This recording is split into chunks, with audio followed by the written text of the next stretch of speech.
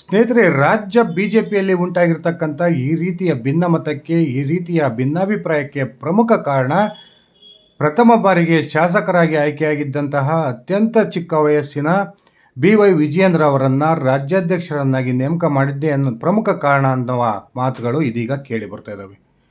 ಪಕ್ಷದ ಅನೇಕ ಹಿರಿಯ ನಾಯಕರು BY ವಿಜಯೇಂದ್ರ ಅವರ ಕೈ ಕೆಳಗೆ ಕೆಲಸವನ್ನು ಮಾಡೋದಕ್ಕೆ ಸುತರಾಂ ಒಪ್ಪಿಗೆಯನ್ನು ಸೂಚಿಸ್ತಾ ಇಲ್ಲ.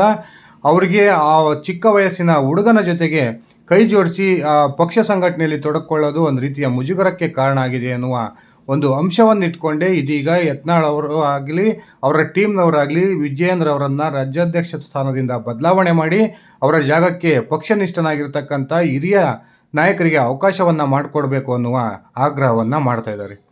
ಒಂದು ಕಡೆ 2 ಉಪಚುನಾವಣೆಗಳಲ್ಲಿ BJPಗೆ ಗೆಲುವು ಸಾಧ್ಯವೇ ಇಲ್ಲ ಅನ್ನುವ ಒಂದು ಕ್ಷೇತ್ರಗಳಲ್ಲಿ BJPಗೆ ಅಭೂತಪೂರ್ವಕ ಜಯವನ್ನು ತಂದುಕೊಟ್ಟಿದ್ದಂಥ ವಿಜಯೇಂದ್ರ ಅವರ ಒಂದು ಕೆಪಾಸಿಟಿಯನ್ನು ನೋಡೇ ವಿಜಯೇಂದ್ರ ಅವರನ್ನು ರಾಷ್ಟ್ರೀಯ BJP ನಾಯಕರು ರಾಜ್ಯಾಧ್ಯಕ್ಷರನ್ನಾಗಿ ನೇಮಕ ಮಾಡಿದ್ದಾರೆ ಎನ್ನುವ ವಾದಗಳು ಕೇಳಿ ಬರ್ತಾ ಇದ್ರೂ ಕೂಡ BJPಯ ರಾಷ್ಟ್ರೀಯ ನಾಯಕರು ತಾವೇ ವಿರೋಧಿಸ್ತಕ್ಕಂಥ ಕುಟುಂಬ ರಾಜಕಾರಣಕ್ಕೆ ಮಣೆಯನ್ನು ಹಾಕಿದ್ದಾರೆ. ಆ ಕಾರಣಕ್ಕೆ ಯಡಿಯೂರಪ್ಪನವರನ್ನು ಸಮಾಧಾನಗೊಳಿಸಬೇಕು ಅನ್ನುವ ಉದ್ದೇಶವನ್ನು ಇಟ್ಕೊಂಡೇ ವಿಜಯೇಂದ್ರ ಅವರನ್ನು ರಾಜ್ಯಾಧ್ಯಕ್ಷರನ್ನಾಗಿ ನೇಮಕ ಮಾಡಿದ್ದಾರೆ. ಈ ರಾಜ್ಯಾಧ್ಯಕ್ಷರ ನೇಮಕವನ್ನು ನಾವು ಯಾವುದೇ ಕಾರಣಕ್ಕೂ ಒಪ್ಪೋದಿಲ್ಲ ಅನ್ನುವ ಬಹಿರಂಗ ಹೇಳಿಕೆಗಳನ್ನು BJPಯ ಅನೇಕ ಹಿರಿಯ ನಾಯಕರು ಕೊಡ್ತಾ ಇದ್ದು, ಒಂದು ವೇಳೆ ರಾಜ್ಯದಲ್ಲಿ ರಾಜ್ಯಾಧ್ಯಕ್ಷ ಸ್ಥಾನವನ್ನು ಬದಲಾವಣೆ ಮಾಡಬೇಕು ಅನ್ನುವ ತೀರ್ಮಾನಕ್ಕೇನಾದರೂ BJP ಹೈಕಮಾಂಡ್ ಬಂದಿದ್ದೇ ಆದರೆ ಆ ಸಂದರ್ಭದಲ್ಲಿ ರಾಜ್ಯದ ಮುಂದಿನ BJP ಅಧ್ಯಕ್ಷರು ಯಾರಾಗ್ಬೋದು ಅನ್ನುವ ಚರ್ಚೆಗಳು ಕೂಡ ನಡೀತಾ ಇದ್ದಾವೆ. ಈಗಾಗಲೇ ಒಂದು ವೇಳೆ ವಿಜಯೇಂದ್ರ ಅವರನ್ನು ಕೆಳಗಿಳಿಸಿದರೆ ಆ ಸ್ಥಾನಕ್ಕೆ BJPಯ ಹಿರಿಯ 10ಕ್ಕೂ ಹೆಚ್ಚು ನಾಯಕರು ಈಗಾಗಲೇ ಪ್ರಯತ್ನವನ್ನು ಮಾಡ್ತಿದ್ದಾರೆ ಅನ್ನುವ ಮಾಹಿತಿಗಳು ಕೂಡ ಬರ್ತಾ ಇದ್ದಾವೆ.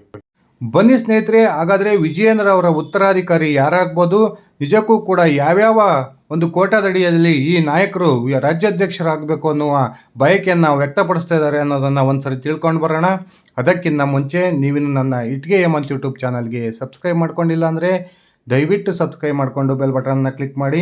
ನಾನು ಕೊಡ್ತಕ್ಕಂಥ ಮಾಹಿತಿ ನಿಮ್ಗೆ ಇಷ್ಟ ಆಗಿದ್ದರೆ ಈ ವಿಡಿಯೋಗೆ ಲೈಕ್ ಮಾಡಿ, ಶೇರ್ ಮಾಡಿ, ಕಮೆಂಟ್ ಮಾಡಿ.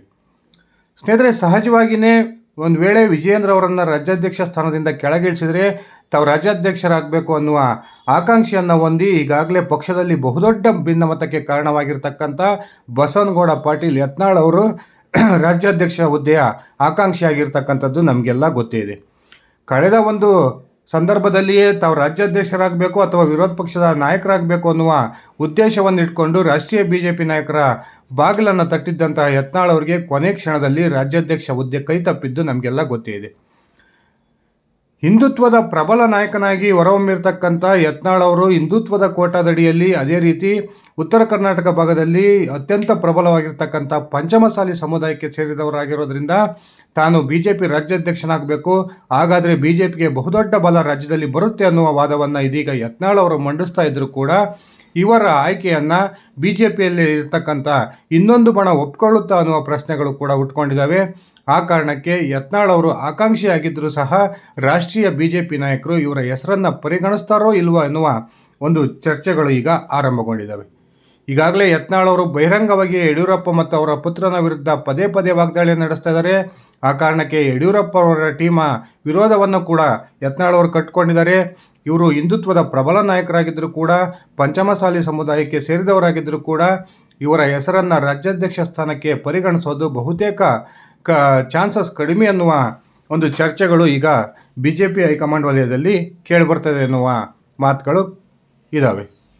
ಅದೇ ರೀತಿ ಕಳೆದ ಒಂದು ಅವಧಿಯಲ್ಲಿಯೇ ರಾಷ್ಟ್ರೀಯ BJPಯ ಪ್ರಧಾನ ಕಾರ್ಯದರ್ಶಿಯಾಗಿ ಕಾರ್ಯನಿರ್ವಹಿಸಿದ್ದಂತಹ BJP ನಿಷ್ಠ ಹಾಗೂ RSSಗೂ ಜೊತೆಗೂ ಕೂಡ ಉತ್ತಮ ಸಂಬಂಧವನ್ನು ಹೊಂದಿರತಕ್ಕಂಥ ಚಿಕ್ಕಮಗಳೂರಿನ ಮಾಜಿ ಶಾಸಕ, ಸರ್ಕಾರದ ಮಾಜಿ ಸಚಿವ CT ರವಿ ಅವರು ಕೂಡ ಸಹಜವಾಗಿಯೇ ರಾಜ್ಯಾಧ್ಯಕ್ಷ ಹುದ್ದೆ ಆಕಾಂಕ್ಷಿಯಾಗಿದ್ದು ಕಳೆದ ಬಾರಿ ತಪ್ಪಿರ್ತಕ್ಕಂಥ ಹುದ್ದೆಯನ್ನು ಈ ಬಾರಿ ಪಡೆದುಕೊಳ್ಬೇಕು ಅನ್ನುವ ತೀರ್ಮಾನಕ್ಕೆ ಬಂದಿದ್ದಾರೆ. ಈ CT ರವಿ ಅವರು BJPಯ ರಾಷ್ಟ್ರೀಯ ನಾಯಕರೊಂದಿಗೂ ಕೂಡ ಉತ್ತಮ ಸಂಪರ್ಕವನ್ನು ಹೊಂದಿದ್ದಾರೆ. ಅದೇ ರೀತಿ ರಾಜ್ಯದ ಅನೇಕ BJPಯ ನಾಯಕರು ಕೂಡ ಜೊತೆಗೂ ಕೂಡ ಉತ್ತಮ ಸಂಬಂಧವನ್ನು ಹೊಂದಿದ್ದು ಇವರು RSS ಹಾಗೂ ABVPಯ ಒಂದು ಹಿಂದುತ್ವದ ಪ್ರಬಲ ನಾಯಕರಾಗಿರೋ ಕಾರಣಕ್ಕೆ ಬಹುತೇಕ ಇವರಿಗೆ ರಾಜ್ಯಾಧ್ಯಕ್ಷ ಪಟ್ಟ ಒಲಿಬೋದು ಅನ್ನುವ ಮಾತುಗಳು ಕೂಡ ಕೇಳಿ ಬರ್ತಾ ಇದ್ದಾವೆ. ಈಗಾಗಲೇ ಎರಡೂ ಬಣಗಳಿಂದ ಅಂತರವನ್ನು ಕಾಯ್ದುಕೊಂಡು ತಟಸ್ಥ ನಿಲುವನ್ನು ತಾಳ್ತಾ ಇರತಕ್ಕಂಥ ಸಿ.ಟಿ. ರವಿ ಅವರು ಕೂಡ ರಾಜ್ಯಾಧ್ಯಕ್ಷ ಸ್ಥಾನಕ್ಕೆ ಪ್ರಬಲ ಆಕಾಂಕ್ಷಿಯಾಗಿದ್ದು, ಬಹುತೇಕ ಮುಂದಿನ ಒಂದು ವೇಳೆ ಅಧ್ಯಕ್ಷ ಬದಲಾವಣೆ ಆಗೋದೇ ಆದರೆ ಬಿಜೆಪಿಯ ರಾಷ್ಟ್ರೀಯ ನಾಯಕರು ಸಿ.ಟಿ. ರವಿ ಅವರ ಹೆಸರನ್ನು ಪರಿಗಣಿಸ್ಬೋದು ಅನ್ನುವ ಮಾತುಗಳು ಇದೀಗ ಕೇಳಿ ಬರ್ತಾ ಇದ್ದಾವೆ. ಅದೇ ರೀತಿ ಕಳೆದ ಬಾರಿ ವಿಜಯೇಂದ್ರ ಅವರನ್ನು ರಾಜ್ಯಾಧ್ಯಕ್ಷರನ್ನಾಗಿ ನೇಮಕ ಮಾಡೋದಕ್ಕಿಂತ ಮುಂಚೆನೇ ಶೋಭಾ ಕರಂದ್ಲಾಜೆ ಅವರೇ ಬಿಜೆಪಿಯ ರಾಜ್ಯಾಧ್ಯಕ್ಷರಾಗ್ತಾರೆ.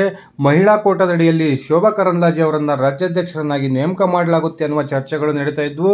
ಶೋಭಾ ಅವರನ್ನು ಒಂದು ವೇಳೆ ರಾಜ್ಯಾಧ್ಯಕ್ಷರನ್ನಾಗಿ ಮಾಡಿದರೆ ಯಡಿಯೂರಪ್ಪನವರು ಕೂಡ ಸಮ್ಮತಿಯನ್ನು ಸೂಚಿಸ್ತಾರೆ ಅನ್ನುವ ಲೆಕ್ಕಾಚಾರಗಳು ಇದ್ವು. ಅದಷ್ಟೇ ಅಲ್ಲದೆ ಬಿಜೆಪಿಯ ರಾಷ್ಟ್ರೀಯ ನಾಯಕರೊಂದಿಗೆ ಉತ್ತಮ ಸಂಪರ್ಕವನ್ನು ಶೋಭಾ ಕರಂದ್ಲಾಜೆ ಹೊಂದಿದ್ದಾರೆ. ಅದೇ ರೀತಿ RSSನ ಜೊತೆಗೂ ಕೂಡ ಉತ್ತಮ ಸಂಪರ್ಕ ಶೋಭಾ ಕರಂದ್ಲಾಜೆ ಅವರಿಗಿದೆ. ಇಡೀ ರಾಜ್ಯದಲ್ಲಿ ಸುತ್ತಾಡಿ ಪಕ್ಷವನ್ನು ಸಂಘಟನೆ ಮಾಡಬಹುದಾದಂತಹ ಕೆಪಾಸಿಟಿ ಕೂಡ ಶೋಭಾ ಕರಂದ್ಲಾಜೆ ಅವರಿಗೆ ಇರ್ತಕ್ಕಂಥದ್ದು. ಇವರನ್ನು ಕೂಡ ರಾಜ್ಯಾಧ್ಯಕ್ಷ ಹುದ್ದೆಗೆ ರಾಷ್ಟ್ರೀಯ ನಾಯಕರು ಪರಿಗಣಿಸ್ಬೋದು ಅನ್ನುವ ಚರ್ಚೆಗಳು ಕೂಡ ನಡೀತಾ ಇದ್ದಾವೆ. ಇಡೀ ಬಿಜೆಪಿಯಲ್ಲಿ ಮಹಿಳಾ ಒಂದು ವರ್ಗದಲ್ಲಿ ಅತ್ಯಂತ ಪ್ರಬಲ ನಾಯಕಿಯಾಗಿ ಹೊರಹೊಮ್ಮಿರ್ತಕ್ಕಂಥ ಶೋಭಾ ಕರಂದ್ಲಾಜೆ ಅವರು ಈಗಾಗಲೇ ಕೇಂದ್ರ ಸಚಿವರಾಗಿ ಕಾರ್ಯವನ್ನು ನಿರ್ವಹಿಸ್ತಿರ್ತಕ್ಕಂಥದ್ದು. ಬಿಜೆಪಿಯ ಕಾರ್ಯಕರ್ತರು ಹಾಗೂ ನಾಯಕರ ಜೊತೆ ಉತ್ತಮ ಒಡನಾಟವನ್ನು ಇಟ್ಕೊಂಡಿರ್ತಕ್ಕಂಥದ್ದು ಇವ್ರದ್ದು ಪ್ಲಸ್ ಪಾಯಿಂಟ್ ಅಂತಲೇ ಹೇಳ್ಬೋದು. ಅದೇ ರೀತಿ ಕಳೆದ ಲೋಕಸಭಾ ಚುನಾವಣೆಯ ಸಂದರ್ಭದಲ್ಲಿ ಬಿಜೆಪಿಯ ಟಿಕೆಟ್ ನಿರಾಕರಿಸಲ್ಪಟ್ಟಿದ್ದಂತಹ ಮೈಸೂರಿನ ಮಾಜಿ ಸಂಸದ ಪ್ರತಾಪ್ ಸಿಂಹ ಅವರಿಗೆ ಬಿಜೆಪಿ ಹೈಕಮಾಂಡ್ ಬಹುದೊಡ್ಡ ಗಿಫ್ಟನ್ನು ಕೊಡುತ್ತೆ ಅನ್ನುವ ಲೆಕ್ಕಾಚಾರಗಳು ಆ ಸಂದರ್ಭದಲ್ಲಿ ಕೇಳಿಬಂದಿದ್ವು. ಇದೀಗ ಒಂದು ವೇಳೆ ರಾಜ್ಯಾಧ್ಯಕ್ಷ ಸ್ಥಾನ ಬದಲಾವಣೆ ಆಗೋದೇ ಆದರೆ ಇಡೀ ಬಿಜೆಪಿ ಕಾರ್ಯಕರ್ತರ, ಅದರಲ್ಲೂ ಕೂಡ ಯುವ ಕಾರ್ಯಕರ್ತರು ಪ್ರತಾಪ್ ಸಿಂಹ ಅವರೇ ರಾಜ್ಯಾಧ್ಯಕ್ಷರಾಗಬೇಕು ಅನ್ನುವ ಬಯಕೆಯನ್ನು ವ್ಯಕ್ತಪಡಿಸ್ತಾ ಇದ್ದಾರೆ. ಬಿಜೆಪಿ ಹೈಕಮಾಂಡ್ ಜೊತೆಗೆ ಉತ್ತಮ ಸಂಪರ್ಕವನ್ನು ಕೂಡ ಪ್ರತಾಪ್ ಸಿಂಹ ಅವರು ಹೊಂದಿರೋ ಕಾರಣಕ್ಕೆ ಅವರ ಹೆಸರು ಕೂಡ ಈಗ ರಾಜ್ಯಾಧ್ಯಕ್ಷ ಹುದ್ದೆಯ ರೇಸ್ನಲ್ಲಿ ಚಾಲನೆಗೆ ಬಂದಿರತಕ್ಕಂಥದ್ದು. ಆದರೆ ಇಲ್ಲಿ ಪ್ರತಾಪ್ ಸಿಂಹ ಅವರನ್ನು ರಾಜ್ಯಾಧ್ಯಕ್ಷರನ್ನಾಗಿ ನೇಮಕ ಮಾಡೋದಕ್ಕೆ ಯಡಿಯೂರಪ್ಪ ಬಣ ಒಪ್ಪುತ್ತಾ ಅನ್ನುವ ಪ್ರಶ್ನೆಗಳು ಕೂಡ ಹುಟ್ಕೊಂಡಿದ್ದು, ಬಹುತೇಕ ಯಡಿಯೂರಪ್ಪನವರ ವಿರೋಧದ ಕಾರಣಕ್ಕೆ ಪ್ರತಾಪ್ ಸಿಂಹ ಅವರನ್ನು ರಾಜ್ಯಾಧ್ಯಕ್ಷ ಸ್ಥಾನದಿಂದ ದೂರ ಇಡುವ ಸಂದರ್ಭಗಳೇ ಜಾಸ್ತಿ ಇದ್ದಾವೆ. ಮತ್ತೊಬ್ಬ ಬಿಜೆಪಿ ಹಿರಿಯ ನಾಯಕ, ಕೇಂದ್ರ ಸಚಿವರಾಗಿ ಕಾರ್ಯನಿರ್ವಹಿಸ್ತಾ ಇರತಕ್ಕಂಥ ವಿ ಸೋಮಣ್ಣನವರ ಹೆಸರು ಕೂಡ ರಾಜ್ಯಾಧ್ಯಕ್ಷ ಹುದ್ದೆಗೆ ಪ್ರಬಲವಾಗಿ ಕೇಳಿ ಬರ್ತಾ ಇದ್ದು, ಲಿಂಗಾಯತ ಸಮುದಾಯಕ್ಕೆ ಸೇರಿದ ಪ್ರಬಲ ನಾಯಕರಾಗಿರ್ತಕ್ಕಂಥ ಸೋಮಣ್ಣವರು ರಾಜ್ಯದ ಅನೇಕ ಮಠ ಮಂದಿರಗಳೊಂದಿಗೆ ಉತ್ತಮ ಸಂಪರ್ಕವನ್ನು ಹೊಂದಿದ್ದಾರೆ. ಅದೇ ರೀತಿ ಯಡಿಯೂರಪ್ಪ ಬಣ ಆಗಲಿ ಹಾಗೂ ಯತ್ನಾಳ್ ಬಣವಾಗಲಿ ಗುರ್ತಿಸಿಕೊಳ್ಳದೆ ತಾನು ತಟಸ್ಥ ಬಣದಲ್ಲಿರ್ತಕ್ಕಂಥ ಸೋಮಣ್ಣನವರಿಗೂ ಕೂಡ ಒಂದು ವೇಳೆ ಹಿರಿಯ ನಾಯಕರಿಗೆ ಮಣೆ ಆಗ್ತಕ್ಕಂಥ ಒಂದು ತೀರ್ಮಾನಕ್ಕೆ ಬಿಜೆಪಿ ಹೈಕಮಾಂಡ್ ನಾಯಕರು ಬಂದಿದ್ದೇ ಆದರೆ ಅದು ಸೋಮಣ್ಣನವರಿಗೆ ಅದೃಷ್ಟ ಒಲ್ದು ಬರುತ್ತೆ ಅನ್ನುವ ಚರ್ಚೆಗಳು ಕೂಡ ನಡೀತಿದ್ದಾವೆ. ಈ ಹಿಂದೆಯೇ ಈ ಯತ್ನಾಳ್ ಬಣವು ಕೂಡ ರಾಜ್ಯಾಧ್ಯಕ್ಷರಾಗಿ ಸೋಮಣ್ಣನವರೇ ಆಗಲಿ ಅನ್ನುವ ಆಶಯವನ್ನು ಕೂಡ ವ್ಯಕ್ತಪಡಿಸಿರೋದು. ಇನ್ನೊಂದು ಕಡೆ ಮಠ ಮಂದಿರಗಳೊಂದಿಗೆ ಉತ್ತಮ ಸಂಪರ್ಕವನ್ನು ಹೊಂದಿರತಕ್ಕಂಥದ್ದು. ಬಿಜೆಪಿಯ ರಾಷ್ಟ್ರೀಯ ನಾಯಕರಿಗೂ ಕೂಡ ಸೋಮಣ್ಣನವರೇ ಸೂಕ್ತ ಆಯ್ಕೆ ಅನಿಸ್ಬೋದು ಅನ್ನುವ ಮಾತುಗಳು ಕೂಡ ಕೇಳಿ ಬರ್ತಿದ್ದಾವೆ. ಒಂದು ವೇಳೆ ಅಹಿಂದ ವರ್ಗಕ್ಕೆ ರಾಜ್ಯಾಧ್ಯಕ್ಷ ಹುದ್ದೆಯನ್ನು ಕೊಡ್ತಕ್ಕಂಥ ತೀರ್ಮಾನಕ್ಕೆ ರಾಷ್ಟ್ರೀಯ ಬಿಜೆಪಿ ನಾಯಕರು ಬಂದರೆ RSSನೊಂದಿಗೆ ಉತ್ತಮ ಸಂಪರ್ಕ ಹಾಗೂ ಸತತವಾಗಿ ಕಾರ್ಕಳದಲ್ಲಿ ಶಾಸಕರಾಗಿ ಆಯ್ಕೆಯಾಗ್ತಾ ಬರ್ತಿರ್ತಕ್ಕಂಥ ಹಿಂದುತ್ವದ ಪ್ರತಿಪಾದಕರು ಆಗಿರ್ತಕ್ಕಂಥ ಸುನೀಲ್ ಕುಮಾರ್ ಅವರ ಹೆಸರನ್ನು ಕೂಡ ಪರಿಗಣಿಸ್ಬೋದು ಅನ್ನುವ ಮಾತುಗಳು ಕೇಳಿ ಬರ್ತಾ ಇದ್ದು, ಸುನೀಲ್ ಕುಮಾರ್ ಕೂಡ ಈಡಿಗ ಸಮುದಾಯದ ಸೇರಿದವರಾಗಿದ್ದು ಅವರು ಕೂಡ ಬಿಜೆಪಿಯ ಅನೇಕ ನಾಯಕರೊಂದಿಗೆ ಉತ್ತಮ ಸಂಪರ್ಕವನ್ನು ಹೊಂದಿರತಕ್ಕಂಥದ್ದು. ಸುನೀಲ್ ಕುಮಾರ್ ಅವರ ಹೆಸರು ಕೂಡ ಈಗ ರಾಜ್ಯಾಧ್ಯಕ್ಷ ಹುದ್ದೆಯ ರೇಸ್ನಲ್ಲಿ ಮುನ್ನೆಲೆಗೆ ಬಂದಿರತಕ್ಕಂಥದ್ದು. ನಿಜಕ್ಕೂ ಕೂಡ ಸುನೀಲ್ ಕುಮಾರ್ ಅವರನ್ನು ರಾಜ್ಯಾಧ್ಯಕ್ಷರನ್ನಾಗಿ ನೇಮಕ ಮಾಡಬಹುದು ಅನ್ನುವ ಚರ್ಚೆಗಳು ಕೂಡ ನಡೀತಿದ್ದಾವೆ. ಈ ಹಿಂದೆ ವಿಧಾನಸಭೆಯ ವಿರೋಧ ಪಕ್ಷದ ನಾಯಕನ ಸ್ಥಾನಕ್ಕೂ ಕೂಡ ಸುನೀಲ್ ಕುಮಾರ್ ಅವರ ಹೆಸರು ಪ್ರಬಲವಾಗಿ ಕೇಳಿಬಂದಿತ್ತು. ಆದರೆ ಒಕ್ಕಲಿಗ ಸಮುದಾಯಕ್ಕೆ ಪ್ರಾತಿನಿಧ್ಯವನ್ನು ಕೊಡಬೇಕು ಅನ್ನುವ ಉದ್ದೇಶಕ್ಕೆ ಬಿಜೆಪಿಯ ರಾಷ್ಟ್ರೀಯ ನಾಯಕರು ಸುನೀಲ್ ಕುಮಾರ್ ಆಯ್ಕೆಯನ್ನು ನಿರಾಕರಿಸಿದರು.